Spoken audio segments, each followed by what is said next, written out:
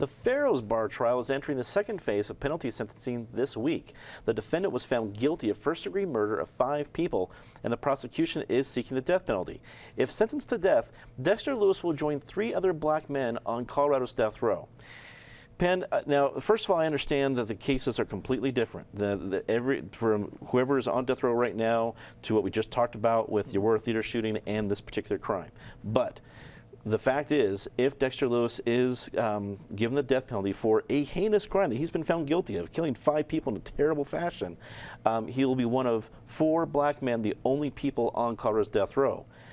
Where does that fit into everything we've been talking about? It's a key part of the broader conversation, both locally and nationally.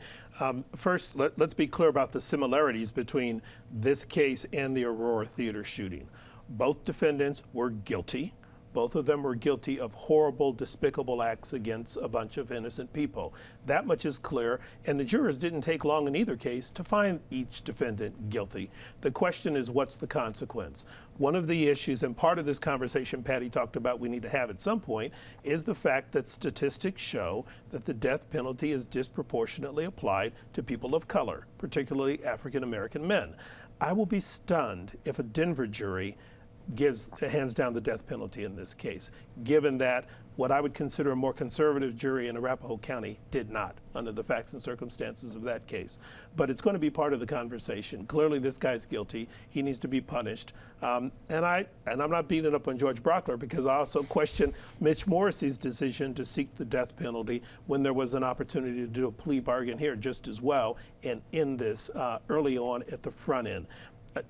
There are times when you sort of need a way to purge your spirit of some of the things that bother you. And sometimes I think these trials have the benefit of doing that for the community. But at the end of the day, you may look back and ask yourself, did we really need to go through that experience if we would have gotten to the same point much less expensively and much more quickly, and allow the healing to begin sooner rather than later? And it seems lawmakers have been reluctant to tackle this issue from one way or the other. Do you think the cases that we're seeing now here in the summer of 2015 will increase motivation to tackle this? It's hard to say, and it's a really tricky subject, because one of the 3 men sitting on death row in Colorado killed a lawmaker's son. It's always important to remember, Rhonda Fields has a very personal stake. She got into politics after the killing of her son, and she has been very adamantly against many people in her own party who want to do away with the death penalty. And I think it's an issue that even in Democratic circles on the Capitol is hard to cross, because now you are personally affecting one of your cohorts if you vote one way or another, and you can't say that about a lot of votes there.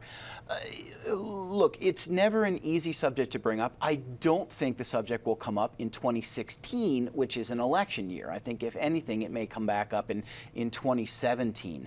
But Penn makes a great point about the fact that if this goes to a death penalty conviction, there will be 4 black men and no white men on death row in Colorado. But it's also interesting to note, and this is just what I alluded to, that one of those black men who is on death row is on there for killing 2 black people. So it's not like Colorado juries are sentencing only black people who are killing white people. That's what makes it such a tough thing to look at in the aggregate. I mean, if they vote for the death penalty, I mean, there doesn't seem to be as much mitigating mental health circumstances here. What does that mean to it? And the fact that this is 12 jurors who are different than those 12 jurors.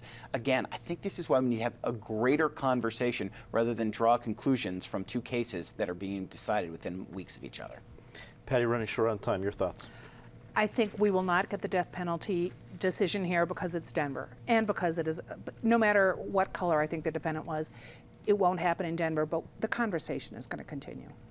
David, your thoughts? D.A. Morrissey did the right thing in bringing this case and seeking capital punishment. It's a crime that absolutely merits it. The people of Denver can make the decision. It is rare for Denver DAs to bring capital charges, but this is one of those unusual cases where the crime was so extreme that it was the right decision to give the community the choice.